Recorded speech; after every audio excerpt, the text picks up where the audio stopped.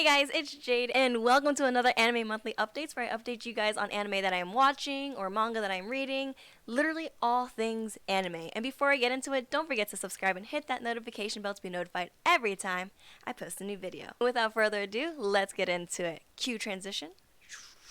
Honestly, my transition is not going to be that cool. Starting off with anime, if you have been keeping up with me and my channel, I have been reacting to Attack on Titan. That anime is going to be the death of me, I swear, because things are getting so intense. Not like it wasn't intense in like the first part of the final season, because that was heartbreakingly intense, if you know what I mean. Still not over it. But this time, I don't know how it's gonna end. I know like all the manga readers are going to be like, oh, it's gonna be dramatic, it's gonna be crazy. Though I did hear, or I think I read somewhere on like Twitter, though I don't know if you can get all your like true information off of Twitter or the internet sometimes, but I did read that they might be changing the ending of how it was in the manga, because some people were, or not like some, but like I heard like a lot of people were not happy about the ending of the manga, so they might change it in the anime. I kind of hope not, because if they change the ending to the anime comparing to the manga, I'm gonna have to read the manga to know how it truly ended, and I would be so mad if the manga was better than the anime. But anyway, Attack on Titan is killing me because I don't know how it's gonna end. I love the alliance that is happening right now. I like the breakthrough that they had in the forest where they were talking about, you know, the past, and I like how Hanji's kind of like the middleman, the mediator throughout the entire thing. But I'm glad that they got those words out, because when they're forming an alliance, you need some sort of common ground, because you don't want to be fighting along someone you absolutely 100% cannot trust. There has to be like a little bit, you know, if you're gonna rely on each other to like fulfill this plan. But I don't even know exactly the plan, because how are they gonna stop Eden? Their fight isn't truly with the Jaegerists, it's with Eden, because Eden's the one that is having all of this happen. And I'm kind of worried with how it's going to end, or like how it's gonna turn out. That literally means the same thing. But how are they going to deal with Eden? Are they going to like talk to him? Because that's like the first thing that they're gonna try. But at this point, is it gonna change anything?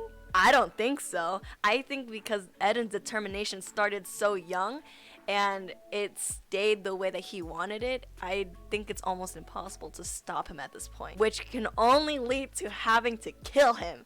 And who's gonna do it?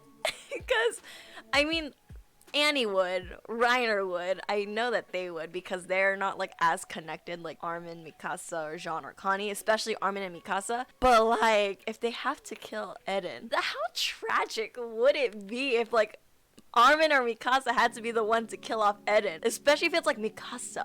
Oh, I would burst into tears. That'd honestly be like such a, I don't want to say like a poetic end, it's like a bittersweet end if that happened. But outside of Attack on Titan, I am watching another anime that I am not reacting to, because I'm obviously only reacting to one thing, but I am also watching Sasaki to Miyano. But if you've never heard of Sasaki to Miyano, or like ever watched it, it's about a boy named Miyano who is like a closeted fudanshi. If you don't know what that is, it's pretty much a boy who enjoys boys love content, which is kind of the counterpart of a fujoshi. Sasaki is kind of like this flirtatious, delinquent looking type senpai, and Miyano is a very shy boy, and they somehow create this beautiful, loving relationship, and it's so well paced. The art style is beautiful. I like the whole story. I think a lot of people might be able to relate to it, but you're literally going on this like journey with these two high schoolers, just seeing their relationship go from friendship to this beautiful relationship that they will end up having.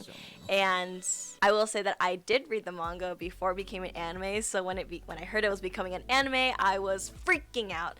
Same thing about when I heard that there was going to be an anime for 10 count. But what I like about it is it's not so focused on the romance, it's more like focusing on the development of their friendship to this relationship that they have, because it's so sweet and pure and wholesome, and it makes me feel happy. And I need an anime like this because I'm watching Attack on Titan, and Attack on Titan tries to kill me every week. So having this on the same day, it helps me build up my life again. But outside of the animes that I am watching, there are a couple animes that I am looking forward to, which is Kaguya-sama Love is War. As you know, I have reacted to the past season, and I know a lot of you guys like that anime too because it is so funny. It's a romance type anime, especially if you follow it, you know how ridiculously funny this anime is. It has beautiful animation, the story is well made, the characters are brilliant, and as funny as it is, it does bring tears to your eyes in their like backstories or how they develop. But I am excited. I think I'm going to react to it because it is one of my favorite comedy love anime, and maybe because there's another anime that I'm looking forward to, and that is Spy Family. And it's literally about a family who kind of like, you know, they try to act like a normal family, but they have like a double life that they also don't know of from each other, and one's like they can read minds, another one is a spy, one is an assassin, and it's really funny. And I am very much looking forward to it. I love the trailers, so it makes me very excited. But moving on to manga, I'm still reading Chainsaw Man. It's still really good. I don't know why it's taking me forever. I feel like I've been reading it for the longest time, but I've enjoyed every moment of it. It makes me more excited to watch the anime when it does get released. I'm also reading a slice of life manga, which is I Want to Eat Your Pancreas. I know it's a movie. I've seen it. I don't know why I'm doing it to myself. I know it like... I know it makes me bawl my eyes out, but I don't know. I just enjoyed the story and I'm ready for the teardrops to flow, but it's okay.